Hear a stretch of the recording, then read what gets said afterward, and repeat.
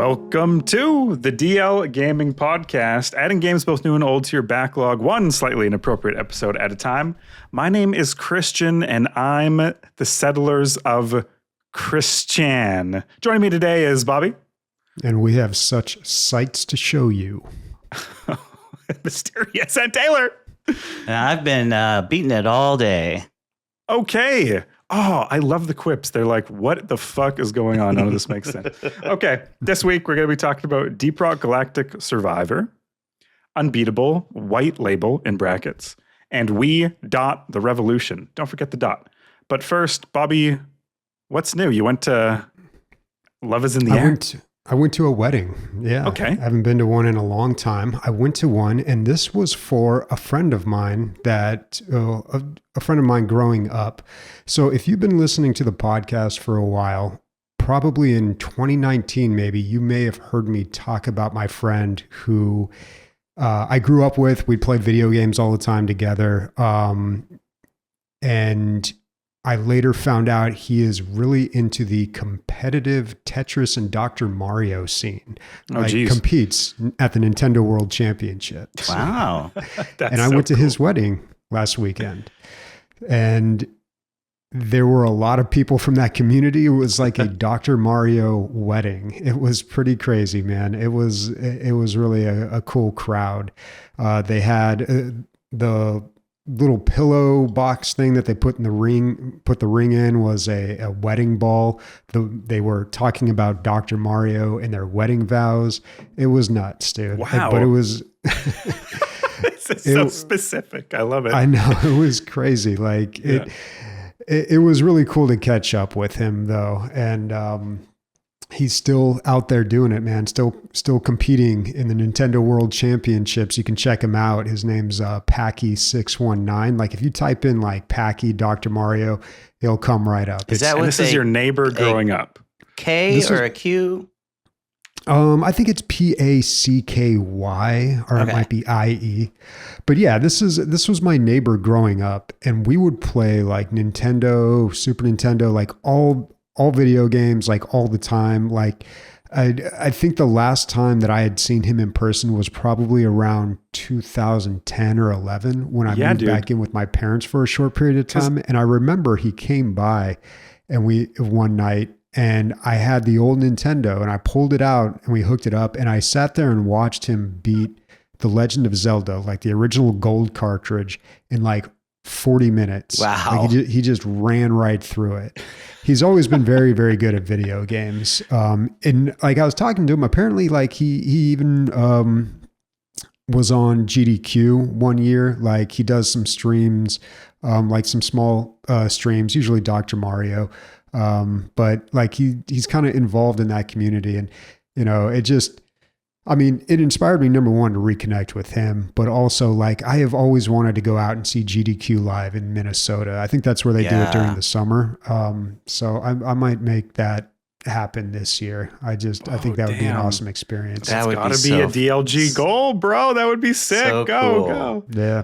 Bobby, so I have two things. First of all, can we get this lovely person on the podcast? Yes. As a guest, just to talk a little bit about. No, we can't. I don't know. That smile is disarming. Yeah. I don't know. And no, I think he'd do it. Like if you look him up on YouTube, like he does interviews all the time. Oh, cool. Yeah. I'd love to hear from him and get an insight into this competitive Dr. Mario world. Totally. I'm also it's crazy, right? Like it's a whole scene. What the Nintendo World Championships is like. Mm-hmm. Like just being there. Have you guys played Dr. Mario before? Never. I've never even a character on Super Smash Bros. That's my okay. You should fire up the emulator. You can do it straight from a web page these days, and you should give it a try. I mean, it's not like Tetris. It's the same idea with things falling down like a puzzle game, but the idea is you've got these germs, like viruses, I think they call them, and you've got to like these pills drop down and you've got to arrange them in a pattern where it kills these viruses. Okay. And like it's a pretty good puzzle game, but it was totally like a spin-off of Tetris. I think it was fairly popular back in the day. For some reason, whenever I see that, I always think of the movie Dr. Giggles. And this is a real deep cut here. We're going on a bird walk, but there's this horror movie from like the early 90s called Dr. Giggles about a dentist that murders people. And there's a scene in that movie where a kid's playing Dr. Mario on screen. And I always think of that when I see Dr. Mario for some reason. I don't know why. This is how a beautiful mind works, Bobby. That's why. Yeah, it just makes ridiculous random connections. And my second question was, last time we talked about this neighbor, I believe you said you hadn't talked to him in a while, and I think I said something like, oh, I want to look him up and get his number so you guys can. So how did you get invited to this wedding? What was the process? Well, he lives like three doors down from my parents. My dad runs into him all the time. Oh, okay. So yeah, that's how I heard about it. And like, I got his number. I'm going to, it's hard to like keep those relationships going when you get older, but I'm going to try to do that. And hopefully like there's going to be some opportunities like gaming events or whatever, or that we can hang out. But, yeah, man, it was. So you got like a call from your dad saying like, hey, so remember your friend growing up? He's getting married. Do you want to go? Yeah, pretty much. Sick. That's Thanks, awesome. Dad. Thanks for the hookup. Cool. Taylor, what's new with you? Well, this weekend I got to play a game called Splendor Duel with my friend. Sorry, keep going. I couldn't control myself. One of my favorites. I love regular Splendor. And so the dual version is just for 2 players, and it's set up differently, but the changes to the mechanics I really liked. A lot of fun. I recommend, if you haven't tried Splendor, play it. One of the most satisfying parts is so you have to collect these gems, and you use the gems to buy cards. And then the cards are now like permanent gems that you don't like when you spend a gem normally you have to put it back in the pile. And that the physical, like, I don't know what they're made of, they're plastic, but not, they've got they have some weight to they're like them. poker chips. Yeah, for They're sure. like poker Yeah. chips. And I love the feeling of them, like just clinking them and clacking them together. And I don't know, there's something so satisfying about it. And this game is perfectly designed, by the way. It's so competitive. Me and Rihanna played it. We have a leaderboard on the back of the Splendor board box. I think it has around 50 little check marks to keep track. Yeah. And I think I'm like 2 games ahead of her, right? Like sometimes it's very... When I first started playing, I gave myself a handicap of no reserves. Like I would not use the golds to reserve cards. Okay. Because I thought it was stupid. I thought it was dumb. I was like, I'm better than that. I don't need to reserve cards to win. Who do you think you are? Better than reserve? No way. Yeah. So, and part of it too was the thinking of like, it was not the most efficient use of a turn. Yeah. But, in Duel, it makes a lot more sense to use the reserves. And giving yourself arbitrary handicaps in a really well-balanced competitive game is not always the best idea. No way, dude. That it's so... Because in Splendor Duel, there's nowhere to hide. I just played Splendor today over Canadian Thanksgiving. And I was quietly sort of, not being boisterous, not being loud for once, just kind of sitting in my corner being like, I have 8 points. I'm really close to winning. And you can get by on that game if people aren't exactly looking your way. But there's nowhere to hide in the duel. You got to use those. You got to be aggressive because that's the only. There's only one speed. Go and reserve the card they're going for next or something like that. But while we were playing, we were also planning a mutual friend of ours' birthday is on Halloween. It's actually the 31st. And she invited me to attend, and it's going to be a board game nerd party. So we were going over various board games that we wanted to prepare for this party. And one of them is called, I think it's Everdell or something like along those lines, and the artwork is very kind of reminds me of like Redwall, the Redwall books with the with kind of watercolor animals. I don't know. It looks really fun. And you're going to bring that to this birthday. Yeah, I gotta order it online and have it arrive before then. But sweet. Let us know how that goes. Yeah, it's always fun to go to like a nerd board game fun party. Like multiple board games through the night. Kind of what DLG Con is, I guess. You know? Yeah. Okay. So anyway, that's what I got up to. What about you, Christian? Okay, was Canadian Thanksgiving the best scheduled Thanksgiving in the history of the planet? At least 30 times better than the scheduling of American Thanksgiving. Because you got Thanksgiving, then Christmas. Who can do it? It's crazy. They're close. And over Thanksgiving, of course, we did play Splendor, but someone brought Settlers of Catan Egypt, and I was like, what the heck is happening with Settlers of Catan? Egypt. Is this the most adapted game of all time? Like every time I see a new Settlers of Catan game, I'm like, what?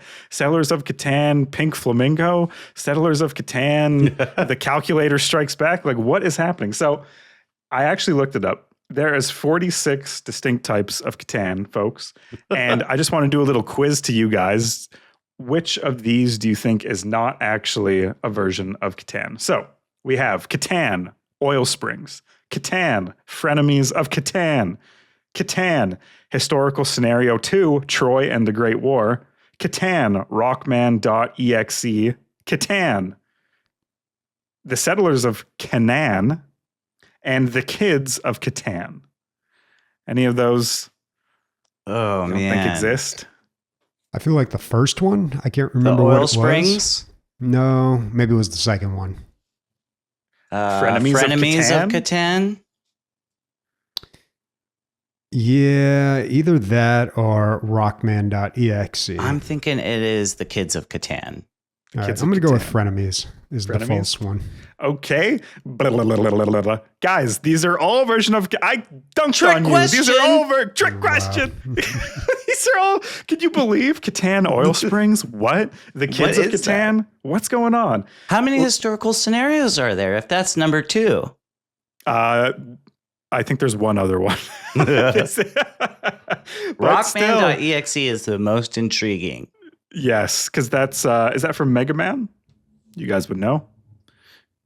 I'm not Rockman. Well, I mean, probably that was probably one of the bosses. Probably one of the bosses. One of the Mega Man. Okay. One of the Mega Men. It's the plural .exe, of Mega Man games. Is it the like Mega Mans? digital Catan? What's that? Is it like digital Catan? Like maybe where you're like having to like give like your resources are like fiber cables? Yeah, you know? I think the point that I have 2 Catans. Actually, I have the base Catan and then a bunch of the expansion packs, which aren't counted in the 46 distinct types of Catans. No expansion packs. And I have Star Trek Catan. And this is a new rule for me. If I walk into any venue or any sort of party, any sort of place, and there's someone playing the base Catan, I cannot be a part of this. I've played the base Catan like 100 times at this point. And if there's 46 distinct types, there's no reason not to play. That's so vanilla. That's the most vanilla. Are these different versions? Do they actually change the rules of the game and the gameplay? Yes. The Pocket Catan does a lot. Or the one where you have those little scratches or little sheets. Yeah, and you roll dice. Yep. So the Settlers of Catan Egypt introduces the Nile to the board game, and you have to build bridges over the Nile. You have trade through the Nile, and you have to build the pyramids. And so it's the same structure of game, but just somewhat different mechanics. And from my understanding, all of these sort of do a similar thing. Okay. I think at this point, I guess it kind of, it makes sense that there's so many types because it's so popular, and of course they're going to capitalize on that. Just like Monopoly has 100 varieties or reskins. But is it like heretical to say that I think Catan's kind of basic? No, I don't think so. But I have had a lot of fun playing modded versions of Catan. that go for a little bit more of the depth, and the expansions to base Catan as well. Knights and Cities, I think, is the one that most people play with, but there's also shipbuilders. Yeah. Yep. It's all, just not the original. Just not to get that out of here, okay? Get that out. You just Catan with Catan. Love it. Oh, I also liked it, but I don't want to admit it. It makes me feel weird. Okay. Bobby, after that great pun, what did you play this week? I played Deep Rock Galactic Survivor 1.0. It finally came out a little while ago, actually. I've been waiting to talk about this for a while. So if you don't know, Deep Rock Galactic Survivor is a Survivors-like, and in my opinion, it is the best Survivors-like. What I really liked about this from day one, like in the early beta, first time I played it, it gave you something else to do other than kill enemies. It gave you an objective. So you had to run around and do other stuff and also kill enemies. So it was much more dynamic gameplay than a lot of the other Survivors likes out there. They have improved upon this so much with the 1.0 release. I did not really see this coming. So 1.0 release, they've added new levels. They've got these drill dozer escort missions. Yeah, they're pretty cool, but the real thing that I want to talk about is the gear. So they've added these items that randomly drop in missions, and it's gear. They give you like stat boosts, and you can upgrade them too for money. So it gives you something to do with the resources that you collect if you've unlocked all the stuff that you unlock with resources, like the systemic perks. And if you get achievements in the game, it allows you to get better drops. So it's totally turned the end game into this. It's interesting that how games do this a lot of times. So you make a lot of progress. It's like a curve, and then there's diminishing returns when you get towards the end, right? So the end game is you're spending a lot of time just to get like a little gain. But sometimes that's the most engaging stuff. And that's how it is here. Like you get these drops, you can mix and match them. Like I get one and I'm like, well, it's a few levels lower and it's not a legendary like the one I already have, but this would go great on my driller who has like beam weapons where the lifetime stat is super important. So like you play that game, like you equip your character, and it's just totally given this game new life for me. Like I really liked it to begin with, but then I was kind of like, I reached a point where it was like, well, I'm just kind of like, there's not a whole lot for me to do in it. I've kind of like done everything. But now that they have this gear mechanic, like it's totally changed everything for me. And I've been playing, I think I've got like 110 hours in this game. Wow. I don't know if it officially released this year, but it's definitely a contender. Like it's up there with Monster Train 2 for me as like game of the year contender. So when you're talking about like how this kind of gets or addresses like the late game where you're saying you get diminishing returns, but it's the most engaging. And like I heard you mention like these systemic perks that you were spending resources on, I assume in the earlier game. Like yeah, that's stuff? always been there. Yeah, exactly. It's just like a flat upgrade, like do 1% more damage and you can upgrade it 5 times, and it affects all your characters. So you can spend gold and the minerals that you mine, you can spend that on those. And for the longest time, that's all you could spend those minerals on. So I reached a point before 1.0 where I had gotten all of those perks. So then your minerals were just collecting. Yeah. And not there's doing absolutely anything. No reason to get minerals anymore. So like that whole part of the game, like whenever I played a game, I would never mind the minerals because I didn't need them. Now I need them to upgrade these items. So it's totally changed it. And they did an interesting thing with this too. So the game has become a lot harder because the gear makes you so much stronger. They had to increase the difficulty of the game. So the levels that I was playing before 1.0, I played them right after 1.0, and I couldn't beat them because I just didn't have any gear yet. I had to get those drops first. Like they definitely adjusted the difficulty for this new gear mechanic. But it's great, man. I think it's like $13 now that it's out of early access. Wow. It's like the best money you'll ever spend on a game. I've gotten so many good times out of this. What I think I I bought loved it when it about was like this $10. game, what is the first time I went to a different terrain type, I was like, oh, there's something else, because I had just come from playing Vampire Survivors, and then this was just such a breath of fresh air. I imagine that's, I want to say easy, but I don't know how easy it is, but to constantly be adding new biomes for you to explore in, maybe that's something that they could continue updating the game with, or maybe something they already have done for 1.0. Was there any of that? I don't know if they added any new biomes because they took everything from Deep Rock Galactic. So a lot of the biomes work the same way. Like you have to heal this way in one biome and this way in another biome. This one has little bouncy pads on it. Like they've changed the biomes a little bit. I think they added one new one, but it's pretty much everything that already exists in Deep Rock Galactic. Dude, that's cool. You're using game knowledge from Deep Rock Galactic for like it's familiar to you. You're like, oh, my old friend. How a lot of things line up like that. Like it's a completely different game, but it's such a familiar game already, just because it uses all the same voice lines and all the same guns. It's like a reuse of assets that isn't lazy or doesn't feel lazy and lame. Mm-hmm. You know, like it's a positive thing that they've done this. Yeah, I guess you could reuse a lot of audio. I mean, visually it's very different, but there's a lot of overlap with the audio. Would Risk of Rain 2 be considered a Survivors like? Maybe. You know, Risk of Rain 2, I never really got into. And I think the problem was I always played it with people who knew what they were doing. And as we were playing, they would give me too much direction. Like, okay, get this item, do this, do that. Right. And like, I never really had the opportunity to play it myself and have that learning experience, which I think is necessary for every game to learn it and play it on your own terms.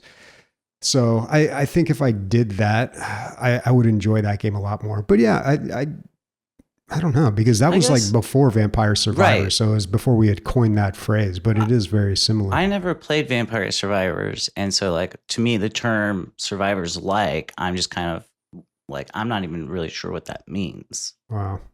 Yeah. I mean, you should check out Vampire Survivors, but then there's been a lot of iterations on that are much better. Soulstone Survivors. There was one that somebody recommended that was not too bad. Do you think Deep Rock Galactic Survivor would be a good entry point into the genre? Well, I think it's the best personally. Yeah. So a lot of people like Soulstone Survivors, but I gotta go. Of course, I'm going to be a little bit biased, but I got to go with Deep Rock Galactic Survivor. Like Soulstone Survivors is just straight up like kill all the enemies and just like turn yourself into. I love regular Deep Rock, but you know, being like as an entry point into this like subgenre, sometimes what the best game isn't always the best entry point. You know what I mean? So, well, you can't go back because Vampire Survivors seems like a boring pile of crap compared to Deep Rock Galactic Survivor, honestly. And when I've talked about Deep Rock Galactic Survivor many times on this podcast, I'm bringing it up again because the 1.0 just totally changed it in very significant ways. The addition of the gear sounds like a major. Yeah. I mean, it totally added a late game, which is kind of big for me, especially at this point because I've spent so much time in that game. But like a lot of people do like I think it would be a good entry point. Like if you were to pick it up and start playing it, like I think it is actually easier than Vampire Survivors. One of the things that I said about it when I first talked about this game was that it was a lot more clear with stats than some of the other Survivors-like games. Because you build all these, you get all these items, you build all these combos, you mix and match these stats, and it becomes very convoluted and difficult to tell what exactly you're doing and what's effective. It's like, okay, what am I at 100% crit yet? Or, like how are all these things interacting with each other? And I found that to be a little bit better in Deep Rock Galactic Survivor. Some games really obscure that stuff and make it difficult to figure out what exactly it is you're doing. And then you open the tab key and it's like a really long formula, and you're like, oh fuck, bed mass, gotta fucking what's being divided by Pathfinder, times. Wrath of the Righteous, it has an option in the settings to like show you all the rolls that it's making in the log. Okay. Yeah, and these are complex formulas going on. Like that's I so turned cool. that on. But you can get into the individual and see exactly what is affecting what, and you can examine your enemies as well. So I like getting or having the option to get all that granular information. Yeah. Although I understand that like a developer also not necessarily wanting to overwhelm the player with too much information or what they would think wouldn't be necessary to know. So I always wondered how they fixed that or figured out a lot of that stuff with Diablo, because people dig into that. They figure out what the most important stat is. They min-max things. And usually when people have access to that type of information, like they'll give you the long and the short of it in a post. They'll just be like, okay, like with Diablo 4, it was like, I can't remember it, but there was one stat where it was like, this is the most important one. For at least a barbarian, which I was playing, and maybe other classes, but it was that kind of takes some of the fun out of it. Yeah, some of that learning and adventurous feeling. On the other side, when we work on the Star Wars Galaxy server, we realized that SOE, when they made the game, made the luck stat look like it affected crafting outcome chances. So everyone was spending all this money on high-end food that increased their luck, and they would go to certain places in the galaxy that increased their luck, like depending what faction they were with. And then when you dig into the code, this convoluted mess, you realize in the luck where luck should be is add luck. So it just never was there. It was literally nothing. For someone to add it in. That team or the team I was working with had to add that in and then say, actually, surprise guys, it never did anything. Never worked. But there's like 50 other variables that also matter, but luck now also contributes to it's all like those things. In Pokemon where you press B over and over and over to try and catch the Pokemon. Is this doing anything? Yeah, cool. Okay, Babu, is that all on? That's a wrap on Deep Rock Galactic Survivor. Damn, sounds awesome. I can't wait for Taylor to play it. Yeah, you've really piqued my interest in it. This might be something. It's not going to be like replacing what I'm going to play for next week, because I'm not going to get on here next week and talk about what you just talked about. But and now I'm gonna. But no, I'm. It wasn't necessarily on my radar before, but it is now. I'm definitely going to be getting this game, especially for $13. Easy buy. But, Rock and Stone. This is a Rock and Stone podcast. Don't play any other Survivor game. Well, what I played this week, and actually just earlier today, was a game called Unbeatable White Label. This is like a demo kind of for an upcoming game that called Unbeatable. I think it releases November 6th, so just around the corner. And this is White Label came out in 2021 as a kind of, they describe it as a special episodic side story. Interesting. And kind of functionally was a demo for Unbeatable until just recently. Unbeatable has its own demo that it has a vertical slice of the game in it. Although I was not able to download that and play it. So White Label it was. And I'm glad I did. It is an anime styled rhythm game. So the visuals are very anime, but it does not fall into the tropes of anime, from what I can tell. It is very much Western, and the visuals are what are anime. Because I know that for a lot of people, anime can be a bit of a turnoff, or there's a lot of preconceptions that come with an anime style. So I definitely wanted to point that out. Like if you're turned off by the anime style generally, like maybe still give give this a look because it's not like the Japanese style with all of the like, oh, guys getting nosebleeds from looking at a woman and that kind of thing. And the other thing I heard, and this is rumor, but White Label might end up getting more content added to it after the release of the main game. Where did you hear this rumor? It was online. It was that's why I'm saying it's a rumor. It's unsubstantiated that I got through like Reddit posts and looking at forums. Oh, cool. Sweet. But if that is the case, that'd be kind of cool. But as far as the rhythm game of it all goes, it's fairly basic. You have 2 tracks that the notes or the beats come on.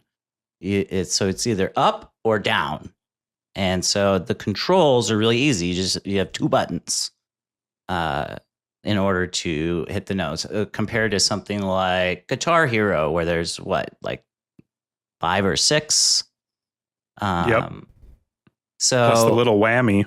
Yeah. I love and that. you had to hit the actual flipper Strum. part too. Yeah, the strum. Right. Yeah. So this is like way more basic.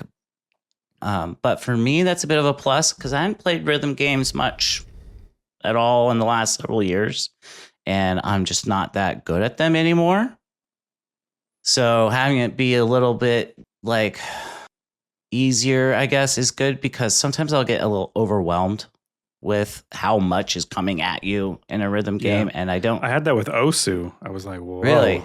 I cannot. Yeah. Well, it's hard because on the one hand, I want to listen to the music, right, and appreciate the actual song that's getting played, and I want to also be able to appreciate the visuals of like what else is going on screen other than the notes scrolling towards me. And is there a lot going on for this game? Because it's simpler, or is it actually pretty difficult, but they hide the difficulty somehow? So I would say that there is a decent amount going on visually in terms like what it'll do is I guess I should explain. You're part of a band in this game. You can like the main character is called Beat. It's an all-female like teen girl band. And the main character Beat is who you are controlling. And then there's 3 other members of the band, Treble, Clef, and Quaver. And so while you're in the gameplay section, the band is in the middle of the screen and the notes are coming to you like scrolling in towards the center from the left. But then it will pull out and all of a sudden now that you're switching to the other side. So now they're coming from the right.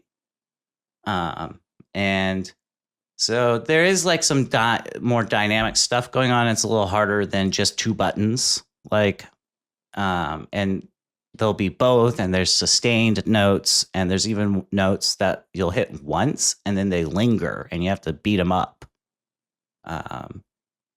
Because like I guess when you're hitting the notes, I mean physically, you're beating them. Like Beat has like the mic stand and she's whacking the notes as they come in because that's fun. Yeah, the tagline of the game, which is really just got me, is Unbeatable is a rhythm adventure game where music is illegal and you do crimes. Nice. So yeah, this was on the radar a couple weeks ago. I remember. Yeah. I think at least.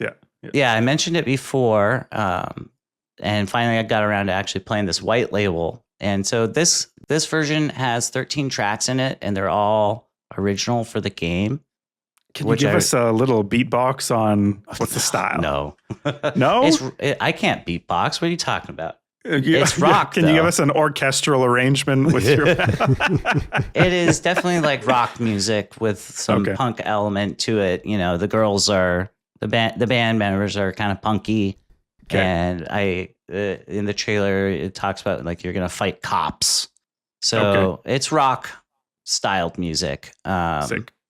Although and it has ballads as well as the things that aren't ballads. What do you call those? Anthems. Okay. So what I really appreciated about it though is the like bespoke soundtrack made for the game versus something like Guitar Hero where it's all just like pop music or regular songs that you hear on the radio. Yeah. Because when it is a soundtrack that's made for the game, it can interact with the story. So there's not a ton of story in White Label.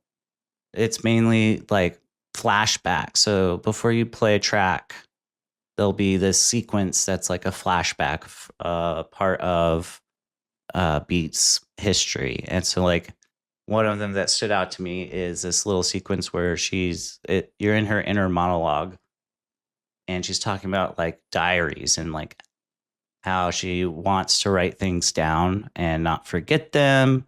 And to get these feelings out, and it's like part of her songwriting process, etc. Mm-hmm. And then it transitions immediately into now you're playing a song called Empty Diary, and the lyrics of the song, address those feelings and like what you just saw. That's cool. You remember the Rock Band had, was it called story mode? Maybe it was career mode, but you would like go on stage and you'd play like 5 hit songs in like very different genres, and you named your band and you got like money and stars about how well you did. And it was trying to sell you this vision that you're a rock star. But, at the end of the day, these are like licensed songs and this has nothing to do with you. And so that part I see as kind of cool that they took it in a different direction for this one. Obviously, it's not actual instruments or anything like that, but yeah. And it runs the risk of, isolating some audience. Like if you're not a fan of that type of music, then it's not going to be the game for you. I only play like music. Rock Band. Yeah. I only play rhythm games where I can play Mississippi Queen back to back to back. Oh, buddy. Yeah. But, as far as it goes for me, like the soundtrack's hitting it. I like this style of music. It feels refreshing. I love this punk, like the 4 teenage girl punks, showing it to the world. Doing crime. Beating cops, and, going through their adolescence with a burst of energy and not just like one of those sad kind of mopey coming of age tales, which I also appreciate, but like Life is Strange, very different vibe, right? Yeah. It's not a rhythm game, but it's, more introspective and gloomy versus this, which is like full of energy. Sweet. But I don't know. I was wondering, like, have you guys even played any rhythm games recently? Recently? Damn, no. dude. Yeah, It's no. been a long time. It kind of feels like a dead genre to me. Like it was so big and then just totally fell off. It feels like that's maybe a little bit why this game could help stand out among.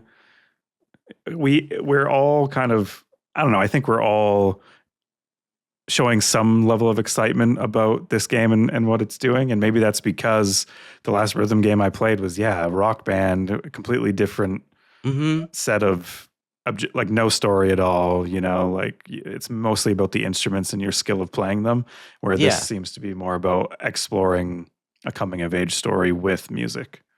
One thing that this doesn't have, and I'd be curious to see, maybe it's something they're thinking about in the future, but it is single player as far as I can tell. There's no co-op, which I think would be kind of fun to have a co-op mode.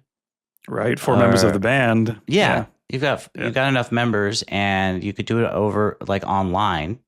Imagine how fun it would be in like a video call on Discord with your friends and you're playing a rhythm game together. Music. Yeah. I want to be treble if possible. Yeah? Bobby, who do you want to be? I mean, if you're treble, I guess I got to be bass, right? No, it's your options are clef or quaver. Clef and quaver. This will be Clef. Okay. Nice. Beat Clef or beat Treble. That means Amanda's Quaver. That means Amanda's Quaver. Nice. Cool. Awesome. I see you have another question here. Does the animal style put you off even if it's not full of stereotypes? I didn't think it did. And then I watched the second season of Sword Art Online and I was like, oh, this is... Oh, and that then, was gross. Yeah. And then someone was like, oh, this is just anime. You know, like they have these moments. And I was like, okay, well, I don't know. You mean That's sexual assault of children? Yeah. Yeah. Yeah. No, yeah. What about you, Bobby? When you see an It's anime not a deal style? breaker. I don't really like anime, but it's not a deal breaker. Right? If the game is good, fun. Yeah. I feel like a lot of people play anime style games because they're anime style. So, and the people making the games kind of know that. So they're just like, yeah, we can kind of shovel this out. It can be an Doesn't need excuse to be good. lazy. Yeah. They'll play it because it's anime, but yeah, but then occasionally there are some just really good games that are in that style. Like, well, this is an old one, but Valkyrie Chronicles. Yeah, that was a great game. And you know, a lot of JRPGs are in that style, but Western games being in the anime style, I feel like is pretty rare. You know, when I say Western, I just mean like non-Japanese, I suppose. Mm-hmm. But I guess for me, like the biggest turnoff is the stereotypes that come with anime, like Christian was talking about in that second season of Sword Art Online. You don't know what you're going to get. It is weird, like even, what's that game? Genshin Impact. I don't know anything, guys, when I'm talking about anime, by the way. So just stop me if you're listening. You're like, that's not true. But like all the young women are dressed really like it's weird, dude. Like it's a little weird.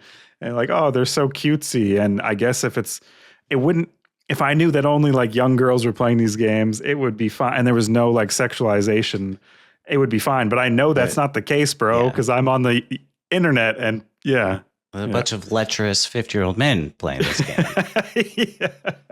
No, I mean, I do watch anime. As for me, it's not something like I'm super into. I wouldn't call myself an anime fan necessarily, but it is easy TV. It's like watching reality TV for me. It's just something brain dead I can throw on. There's a couple of series I like. Every new season of anime, there'll be one or two shows that pique my interest and I'll watch. But like so many of them might even have like a really cool concept that I'm interested in, or the story is really drawing me in. And then they do that thing where, like you said, it's like, here, let's sexualize a bunch of very young girls and, other things that are super problematic in our culture. Yeah. So I don't know. I just, I think for this game in particular, it's a bold choice to do it this way. And speaking to Bobby's point, I don't think it's this lazy, it's not being used as like, oh, well, we'll just get the anime fans and we can be lazy about it. Like this was kickstarted back in like 2018 or something and has been really worked on for a long time. So nice. Cool. Stay tuned to Unbeatable, I guess, the full release coming around. Awesome. I'm going to talk about a game called The Revolution. It is a point-and-click detective game where you are a judge presiding over Parisian courts in the middle of the French Revolution, but right before things get really bloody. So Louis X has just fled the city. Tensions are high between normal people who aren't super into the revolution, revolutionaries themselves, and monarchists and the clergy. So all of the hierarchies inside of France at this time are kind of being redrawn. And of course, we know history. We know that the revolutionaries eventually kind of take over and heads start to roll with the old guillotine.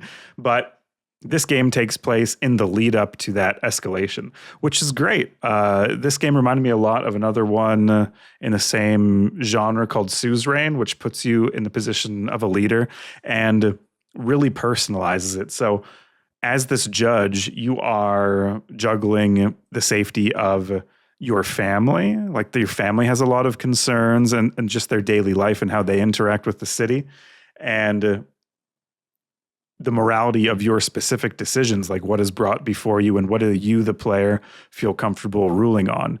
If someone brings a case towards you and it's obviously a faulty accusation, but the person bringing it to you is on the revolutionary camp, and so not going along with them is going to put you at risk. What sort of moral decision are you going to make? And so, and also versus the various political factions that I talked about. So if you do something that benefits the clergy, they're going to be happy with you, etc.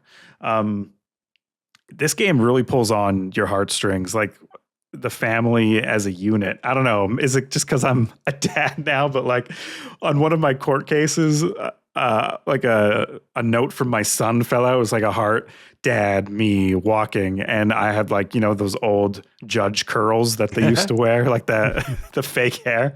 And it hit me, dude. They still wear that in England. What a weird country, England. That could be a whole bird walk, but it got me, and it made me. I think to play these games, the morality piece of them, you have to play them. You have to role play a bit. Like you have to not min max them. You have to kind of be like, okay, I am this character, and to a certain extent, I'm going to act like how I think this character would act. And so I think that's how they get you with the heartstrings. Sorry, question. Yep. Oh, I was just wondering. You're saying that the family unit's really important, and it's like even tugging at your heartstrings. Is there any division in the family, or maybe the extended family that you have to navigate to? Yes. So my my oldest son is more drawn to the revolutionaries. He's a teenager, obviously, fight the rebellious. My brother, who's also a judge, is a staunch monarchist. My wife really cares about the safety of the family as the first consideration that I should be considering. And my young son just wants to spend time with me. So anything that I do, like you have a certain amount of time after work to do things. You sit down with your family for supper is the first thing you do, but then you can be like, go to a secret meeting or go to the park with the family. You have all these options. I think there's 10 every night, and it affects the happiness of the different members of your family. And it all feels pretty immersive. Like there was, in the middle of the game, I got this case before me. It's the old tutor of my youngest son, and he's already been introduced through context clues before in the story, and then he comes up on trial because one of the revolutionaries says that he is preaching anti-revolutionary rhetoric, and he's also stealing gold, essentially. And he's saying, no, these are church artifacts that I saved from being looted. I was never going to sell them. They're under my bed. I live paycheck to paycheck. You call his landlady and she said, yeah, he's always late on his rent. He's never talking with anyone. He's always praying. Like, so you pretty much know this is false, but the person bringing these charges forward is essentially your boss in this revolutionary hierarchy that has been provisionally set up by the revolutionaries. So, I feel every decision I make in every case feels weighty. There is also a jury that reacts to the evidence, and they're made up of some of every party. And so they collectively come to a decision, and sometimes you have to go against that decision, and that makes everyone really fucking pissed. So you can go against the jury's choice. Yes. Like as the judge, you have the ultimate authority. You have the ultimate authority. That's the way the system is set up. And it's supposed to be separate from the revolutionary cause, but it does a good job of teaching you history and how power and politics actually work, because the pressure they put on you is not through these systems. It's through your family, and it's through your potential advancement. And it's through the rumors they might spread about you. Right. And so, I can't Going say against enough. your boss carries like risk of physical harm to your family.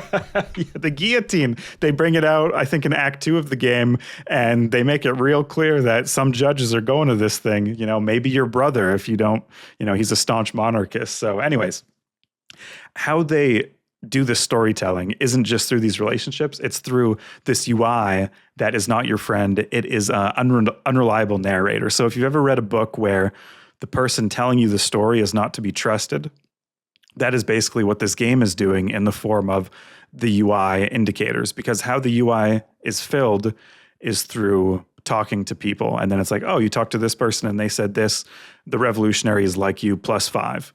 But if that person is lying to you, or if they have an ulterior motive, that is not a dependable stat that you can count on. And it took me until the end of Act 2 to realize, wait, this doesn't make any sense. And then I looked it up and I started to realize, oh shit, yeah, the guy who told me that the revolutionaries like me is trying to get me fired so he can replace me. He's also a judge, just in a different district. Anyways, it was fascinating when I realized that. And I thought it was so cool because that's like real life, right? To you.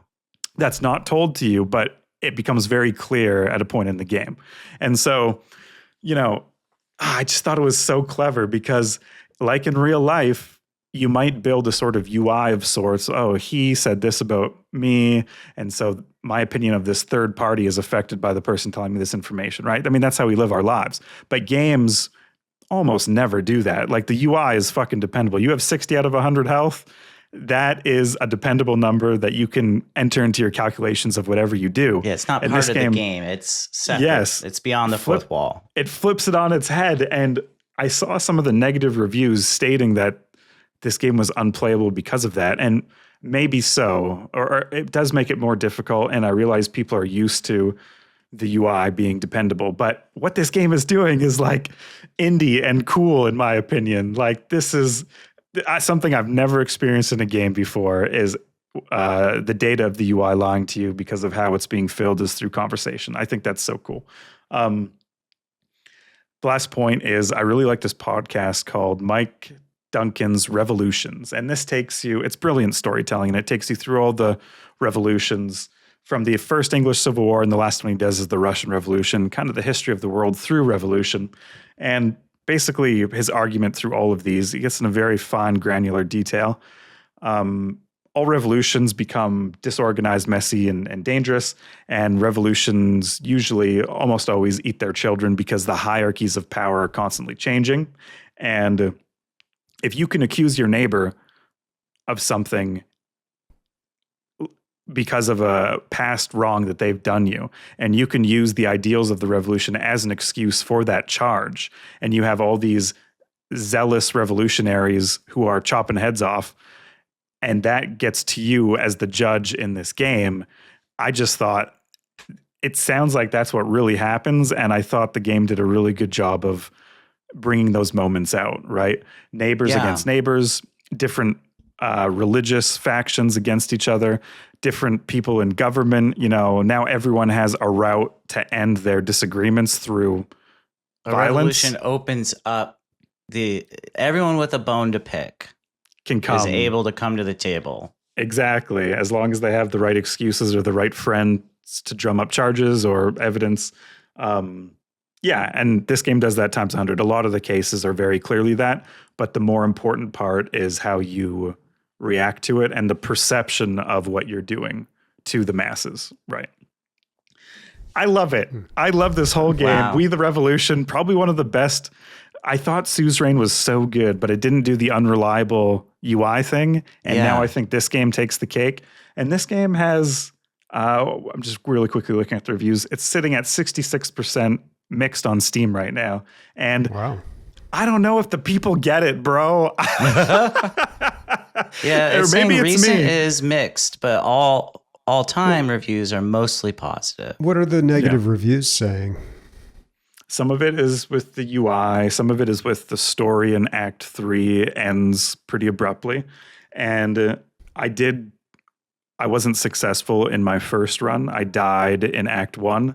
And I can see how that would be really annoying if I died in Act 3, because when you die, you have to restart from the beginning of the game.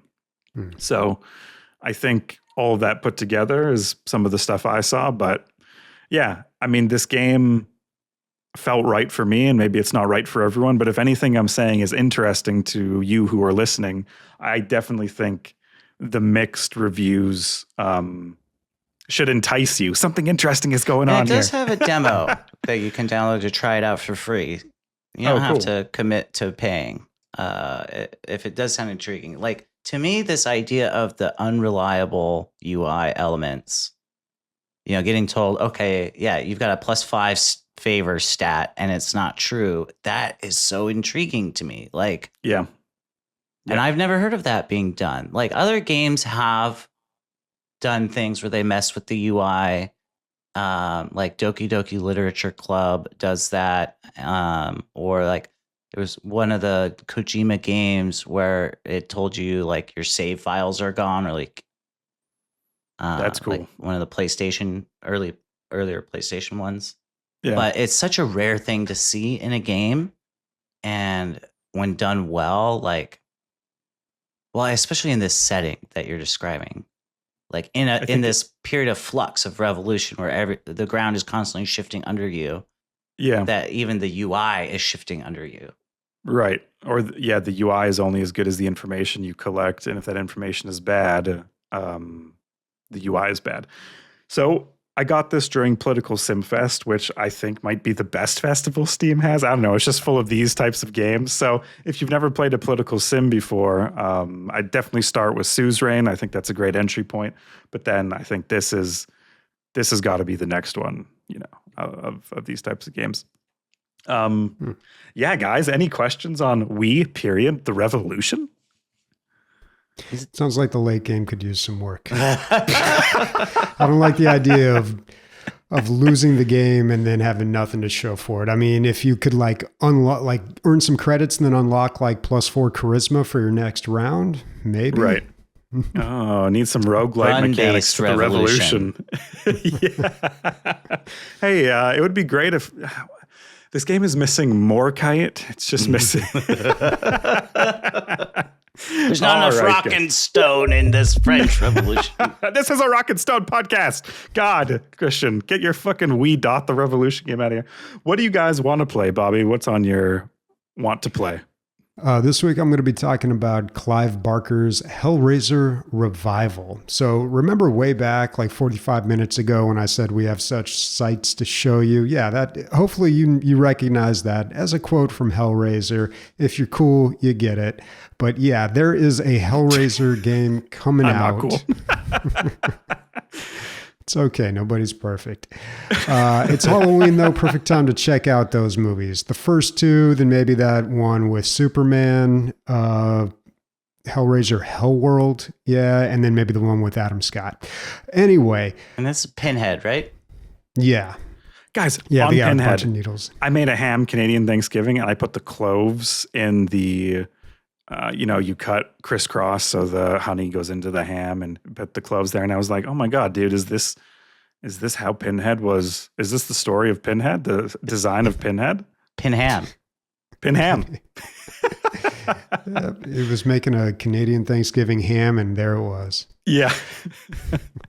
So this game looks to be, this is not out yet. I don't think it's coming out soon, but there is a Steam page of it, and it looks like it is a first-person action horror survival game, of course, based on the Hellraiser franchise. They announced this, or they had a demo of it at Gamescom, and it is being developed by Saber Interactive, developed and published. So you may or may not know of Saber Interactive, but you have almost definitely played a game that they've made. If you look at the list of games that they have been involved with in development, huge. There is a lot of them. I mean, there's a lot of Halo games, Warhammer Space Marine 2, a bunch of remasters on there. SnowRunner.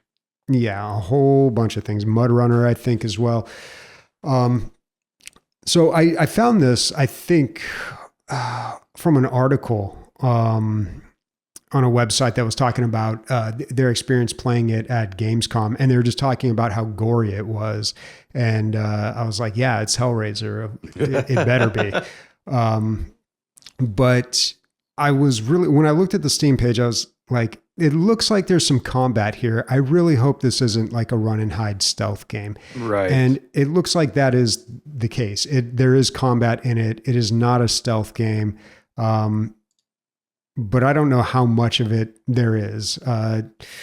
But the good thing is they're trying to stay on brand. They're trying to really make this feel like it belongs in the Hellraiser universe. It's something I noticed very strange on the Steam page is they call the Lament configuration a Genesis configuration. And, you know, we're kind of getting into the weeds and the details of the Hellraiser universe here, but this is kind of a big deal. So the Lament configuration is like the little puzzle box that people play with, and then when they unlock it, it opens up a portal to another world. The Cenobites come in and, you know, they tear you to shreds. I have no idea why they renamed it the Genesis configuration. Like, that's such a strange thing to me, because obviously, like, they got Clive Barker's name on this. It's called Hellraiser. You know, it's got Pinhead and all the other Cenobites, the Chatterer, like all the usual ones. It's not like they can't use that name. Or I don't know. Sometimes copyrights work in very strange ways. Like the whole thing with Friday the 13th was one copyright, but then Jason with the hockey mask was another copyright. So like somebody got the copyright for Jason, and that's why for a long period of time from like 93 to like 2000 whatever, like all the movies were called like Jason Goes to Hell or Jason X or Freddy vs. Jason. It's because they didn't have the rights to Friday the 13th, but they had the rights to Jason. Weird stuff. I'm not a lawyer, so maybe there's something like that going on with this. I don't know. I think either way, dig into it, dude. Excited. You need to tell our listeners that we need to end this loop next episode or something. After Friday the 13th 3, probably is when that happened. Anyway, well, that's esoteric movie lore. I'm talking about Genesis versus Lament. I am invested, and I'm team. I think I like Genesis. Genesis. Really? Well, I'm wondering if they renamed it for a narrative purpose. Get out. Could it be, Bobby, that it's like maybe this game is like the first time that anyone has used the Lament configuration, or with it being Revival, is it maybe, you know what I'm saying? Like, yeah, maybe that's why it's renamed. It is canon. Like this is supposed to be canon in the Hellraiser universe. So I don't know. I mean, when I think of that franchise, like canon does not come to mind. I mean, the movies like kind of went off the rails pretty quickly. I mean, by 4, I think they were on Hellraiser in space, basically. So, like, I mean, Jason went to space. Yeah, but that took Jason like 30 years to get to space. Hellraiser was just they got there pretty quick. Wonder if maybe the Genesis configuration is a separate configuration than the Lament. Like they both exist. It's the same old puzzle box. I'm telling you, like it confounds me, because I'm just like, they use it as if we all know what they're talking about. And I'm like, excuse me? The famous Genesis configuration, guys. Yeah, I mean, you look at the screenshots and the videos, and it's like, yeah, dude, that's the freaking puzzle box. That's the Lament configuration. But I don't know. Maybe we need to send these guys an email. We need to get to the bottom Saber Interactive interview. I can ask them about it. But but yeah, I don't know. I'm actually super excited to play this game, though. I mean, I love Hellraiser, and I loved Clive Barker's Jericho. I mean, that wasn't like an amazing game or anything, but like, I love like anything that he does. And if you get the chance, check out the first 2 movies. And if you've already seen those, I would actually highly recommend reading the book, the Heartbound. What is it called? It's got a different name. It's not Hellraiser, but the Hellbound Heart, I think is what it's called.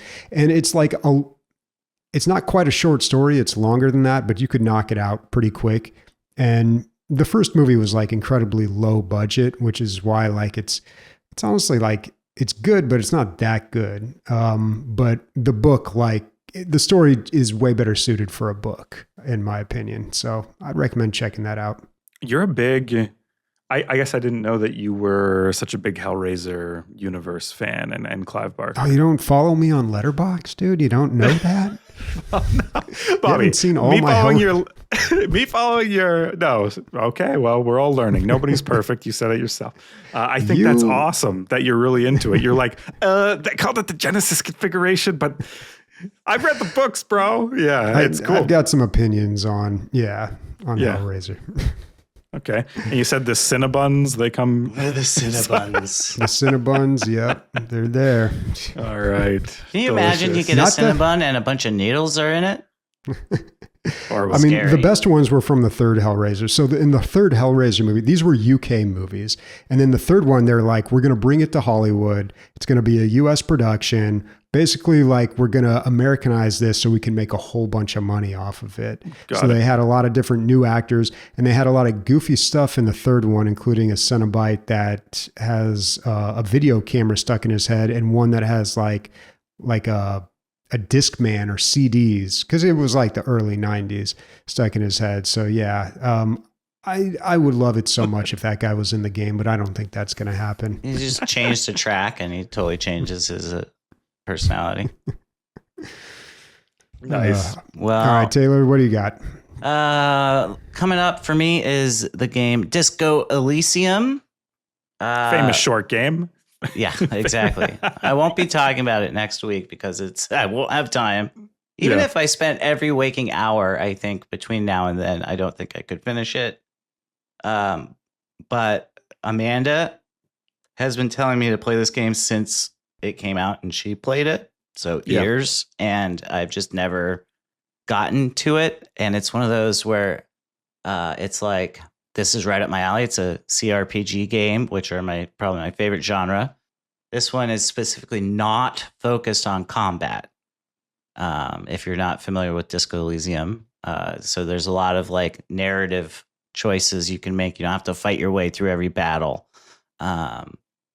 which to me is really cool. Like the Planescape Torment game is one of those, but like from 2000, and there's not enough CRPGs that go that route, in my opinion. So I kind of like, on the one hand, have been waiting to play it because it's long and I needed to, like, this type of narrative game, at least for me, I feel like I need to have the time to play through it regularly, like most days of the week. It's like a winter break sort of. Yeah. Yeah. So you don't forget, like if I take a week or two off of this game, a game like this, and I come back and I'm like, I don't remember, like I'm in the middle of this like 6 quests and I don't remember what I'm doing. Yeah. And so that totally kills it for me. So I was waiting for like the right time. And then on top of that, waiting for the right mindset, because this seems a little bit heady of a game. Yep. So lots of reading for sure. Yeah, a lot of reading, kind of interesting. Oh, like, Bobby, you played this too. Outlook. Oh boy, was this before you were on the podcast? I can't remember. This was maybe I'm forgetting everything about you. Who's Bobby? This game was quite a point of contention. Like this was, I think I had put this up for Game of the Year, and Ray, former podcaster, was like, he like we kind of went back and forth on this because he did not like this game because it was way too much reading, and yeah. And I think we gave it to like, I don't know, some like Apex Legends or Jesus or something. Yeah. God, I mean, like, it was embarrassed. Yeah. But yeah, this is a fantastic game. And in fact, during DLG Con, when we were all hanging out, I noticed Amanda had, I think it was like her screensaver on her phone was a picture of one of the traits in Disco Elysium. I can't remember which one, but the traits have these really like abstract type of art design to them. And I remember she had painted all those. Not all of them, but she had painted like several of them. And I was like, and I think the picture on her phone was a picture of that. And I was like, oh, I forgot all about that. Do you still have those? And she was like, no. She, she's been telling me to play this game for so long. And part of the reason is because she wants to talk about it without spoiling it. Mm-hmm. Yeah. It is you'll never play a game like this one. It is an incredibly unique experience. I don't know how I managed to avoid spoilers all this time. Like anytime I see on the internet Disco Elysium pop up on Reddit, on a forum or something, I immediately leave because I've been wanting to save it. So I really don't know anything about it. That's so cool. Other than like the general gist you would get from the Steam page. Right. And then the other reason I wanted to play it is because there's this emerging niche or subgenre of CRPGs that are getting called disco likes or Elysium likes. So there's more RPG games coming out. For instance, Esoteric Ebb and Rue Valley, both games that are going to be releasing in the next several months, that are getting called like disco likes. And so I want to play the original, like I missed out on with Vampire Survivors. And I don't know. I'm excited. What about you, Christian? I kind of want to play Disco Elysium after that. I mean, it was Bobby's game of the year. Yeah, you listen to this podcast, and I think, how can you get through an episode without wanting to play at least one? I don't know. When Bobby says you'll never play a game like this, immediately my mind goes, I have to play that game. Yeah, awesome. The game on that I would like to play, and hopefully I will play for next episode, is IXION. I think that's how it's pronounced. IXION. It is, as it's described on Steam, an unrelenting city-building odyssey across the stars where the Earth has collapsed. So this is part of the moving city genre, like that one game where you build on the back of a giant creature called the Onbu. Except this is a spaceship. And we've had a lot of movies and books set in this sort of world. It's a colony ship with limited resources. The people on it stuck for a long time. Yep. But I can't think of a strategy game set in that theme, at least that I haven't played. Starbound? Yeah, but Starbound is... you go on the planets in that. Yeah, and there's another one called Space Haven that I played, and that's more of the design. They're more like colony sims, I think, where it's like more about the interpersonal relationships between people. But this is more like a City Skylines or a Sim City, where it's like the macro, and you're experiencing the story that way. So, what do I want with this game? I want a little bit of Frostpunk, where I want to be presented with like no perfect solutions. Like either you chop the arms off the orphan boys or you chop the legs off the orphan boys. Either way, what is it going to be? Chopped. Yeah. I like the idea of you are the last fledge of humanity trying to survive. And so you're going to have really difficult choices and you're just going to have to make the best of it. So I want a little bit of that. And I also want a thrilling space adventure. I want a little bit of horror. I want to be presented with something in this genre that I haven't seen before. Since I've played so many city builders, I'm looking to be tickled. My mind is looking to be tickled in mysterious and fun ways. So I hope there's horror in this as well? From looking at the Steam page, some of the shots they used for the trailer seem pretty creepy. So I'm hoping there's a little bit of why has the Earth collapsed and you find out that mystery, hopefully. But if it's not, it doesn't have to scare me. I don't have to shit my pants, right? I probably won't because it's a city builder, but I do want to be spooked. I would recommend don't shit your pants. I'd recommend this is where you're on one side of the debate and I'm on the other and Bobby's in the middle. I don't know what that means. Anyways, I'm excited to play IXION. It's one of the more expensive of these titles, I think $44 Canadian. And so there recently was the Steam Autumn Sale, I believe, is where I might have picked this up for, a fraction of that, maybe 15, it's 20 currently $12.24 on Steam. Perfect. Yes. So probably still on sale. And I've always wanted to sink the money in because to me, when a game comes out at that price and it has overwhelmingly positive or mostly positive reviews, I'm like, okay, this genre of people is very hard to please. The city builders, I feel like, and the strategy gamers, and the price point is pretty high for the genre. And if that hasn't sent this into mix, then it must be an incredible game. And so I'm hoping those are my standards, IXION. You better meet them, okay? Yeah, I'm excited for this one. That sounds so cool. Yeah. Be hopefully talking about it next week. Guys, what is our community up to? But before we get to that, executive producer Truthbringer, we're shouting you out. Thank you for supporting us on Patreon at above the normal amount. You get shouted out every episode. Thank you for giving us a little bit more of your hard-earned money. We appreciate it. Bobby, listener questions and corrections. Yep. First one's from Morconius. He says, Happy Thanksgiving for all Canadians in the DLG podcastosphere. I like that term. That's too many syllables. In honor of the Thanksgiving feast, name your top 3 dishes served traditionally at Thanksgiving. And I'm curious to hear what you have to say, because I wonder if this differs from between Americans and Canadians.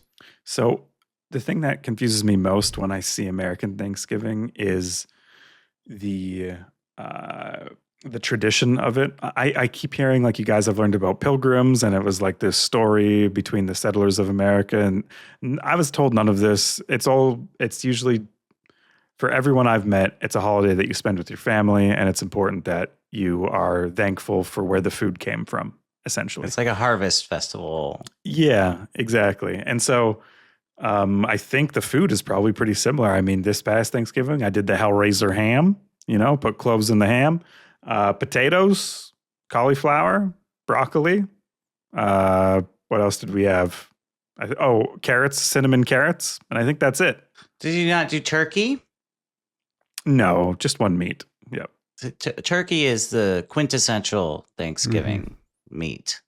And that's the other thing I don't understand. I always see these people deep frying the turkey, and I think, why all these people have so much oil? Just like, it's just like, where are they going to put that after? Is it do they? One time, right after, the year I bought my house, the previous owner had not fixed her Walmart online ordering address, and right before Thanksgiving, I had 15 gallons of peanut oil dropped at my door, along with some turkey syringe thing to fill it with seasoning of some kind. And I was like, what the heck?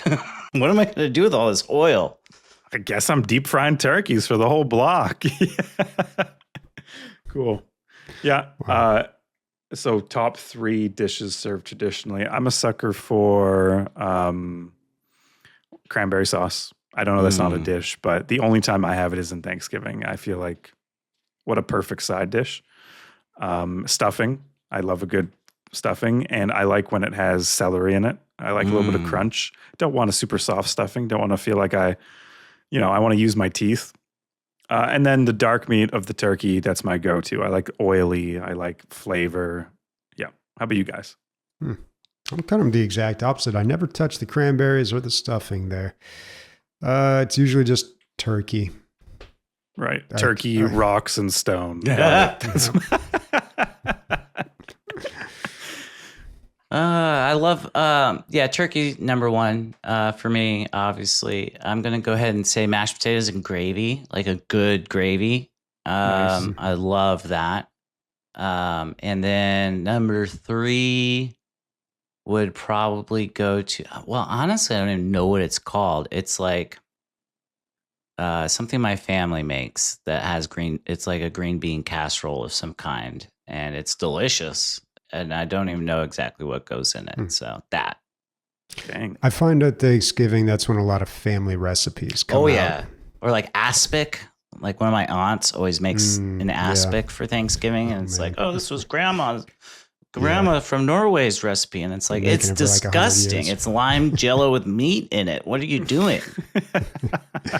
Oh, yeah. All right. Worconius also says, name your top Canadian developed PC game of all time. Here's a list to get you started. Homeworld, Dawn of War 40K, Balatro, and the Tomb Raider reboots.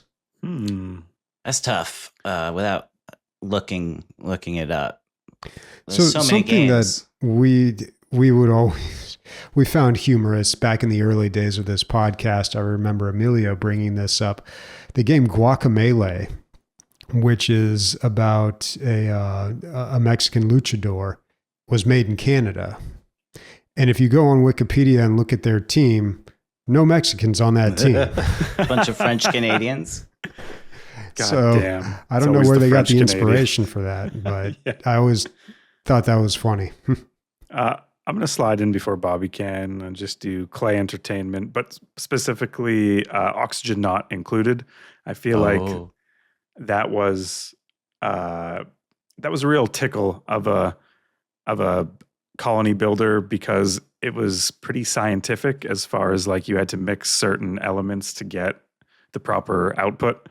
And it was like, you know, certain gases would rise and certain gases would fall, and you were building into the side of this asteroid. And so you had to manage very particular movements of things through your colony. Yeah. That's like the one Clay Entertainment game I haven't played. I've got to play that. That's great. Yeah, definitely check it out. Yeah, all their games are just, I think when it comes to developers, like they're pretty close to batting 100 for me, or batting 1,000. Actually, I'm getting my sports metaphors mixed up here. Why stop at that? Batting 10,000. Can we do that? That's not how baseball works. That's not it. Yeah, sorry. Yeah. I haven't watched baseball in so long. There's 37 innings? Anyways. I think feels like it sometimes. Is Relic Entertainment yes. Canadian? Probably them. Vancouver, I believe. Yeah. I'm a big Relic Entertainment fan. Nice. All right. We got one more listener question from J. Beck Quest. Any love for the show Mythic Quest? Any other movies or shows where gaming has a prominent role that you'd recommend? I've seen the first season of Mythic Quest, and it's it's pretty. Have you guys seen it? No, I've never even heard about it until Apple he mentioned TV. It here. Apple TV. So give us like a quick synopsis. Like what's the one workplace comedy starring Rob McElhenney of Always Sunny fame. And he is the CEO of a company that creates an MMO. Think World of Warcraft. Oh, that would be a good one. Yeah. He is basically like the visionary CEO who came up with it, and he's also like very narcissistic and and head in the clouds kind of guy. And then all the shenanigans that come about from the various teams members. There's the money guy, and then there's the QA people, and some of the programmers, and his personal assistant, and workplace situational comedy. I like that. I thought the first season was rough on it could have been better. And I think I haven't seen the second season yet. But I was planning to watch it eventually. A lot of these shows take a season or two to find their footing. So, but I like the idea of it. The pitch sounds good. Yeah. And it's difficult for me to answer this question. Well, for one, I haven't seen very many movies. But for another, I think difficult, like The Witcher, clearly a video game show, but not a show where gaming has a prominent role, And so I'm thinking like Ready Player, but I didn't like that. I liked the book. I didn't really like the movie. And so I'm trying to think of like, maybe I have nothing to recommend where I just saw as far as games or shows. And speaking of anime earlier, I saw an anime from this past anime season called Apocalypse Bringer Minogahara. And like the concept of the show is this guy is the number one player of this 4X strategy game. And he dies and is reincarnated into a fantasy world. But it imports with him the mechanics of this 4X game. So he's now the leader of this nation from the 4X game. And one of the heroes is his assistant at the start, and it goes on from there. But then they encounter other players from other game genres. So then there's like a guy who was like, there's enemies that were brought in from an RPG game that he remembers. And the game mechanics interact with each other. So the strategy heroes are stronger in combat than the RPG characters are, but the RPG character being like a boss or a mid boss has an unavoidable attack. And so like, the the character who was winning the fight now all of a sudden got hit with an unavoidable attack, and they're like, "What?" And it's because it's a mechanic. And then one of the things that happened is one of the character deaths is because of a cutscene. So nice. the actual what's game this called again? mechanics Sorry? are all interacting with each other. Apocalypse Bringer Minogahara, like Okay. Mynoghara. I feel like that's a good recommendation. I did remember one. It's called Pantheon, and Oh yeah, it's I think a Western I don't know for sure. It seems like maybe a Western anime, it's an not 100%. animation. Yeah, from AMC. Yeah, and basically these super intelligent AIs take over, but the girl talks to her dad, whose brain is now in the AI, through an MMO they just always played together. And gaming has a really prominent role, and the gaming in that show I thought was very faithful. Clearly the makers played a game or two as they were making this show. It's not like they get the details right. Yeah. All right. Bobby, any recommendations that aren't on YouTube? I'll give you this one. So there was a show back in 2022. It's got a terrible name, though. The show is called Players, and it's about these group of esports players in League of Legends. And this is made by the guys who made American Vandal, which was a great phony documentary about it was on Netflix like many years ago, where like someone was drawing penises all over a high school or something, and they wanted to like, and they did basically like a true crime documentary about it, and it was just so funny and so ridiculous. Players did not do very well. It was not really that funny, but it actually really got me back into esports for a short period of time. Cool. But yeah, I don't know. I'm not surprised they didn't come out with a second season of that, but I think it's worth checking out. It's interesting. Nice. There's not too many shows or movies I can think of where gaming plays a prominent role rather than shows or movies that are about a game. You know?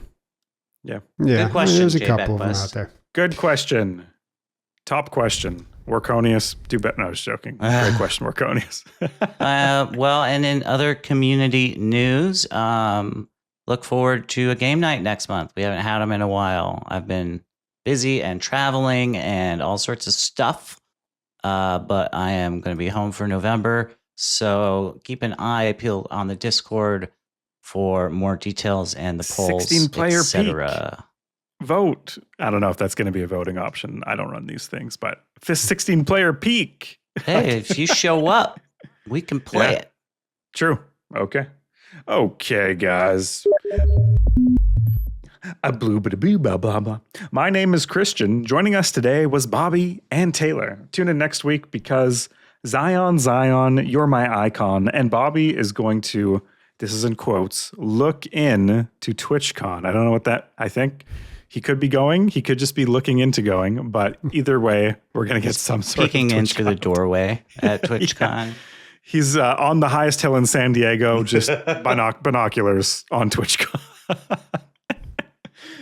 Cool. Taylor, what's playing us out today? Yeah, this is the song from FTL, Milky Way Explore. Goodbye.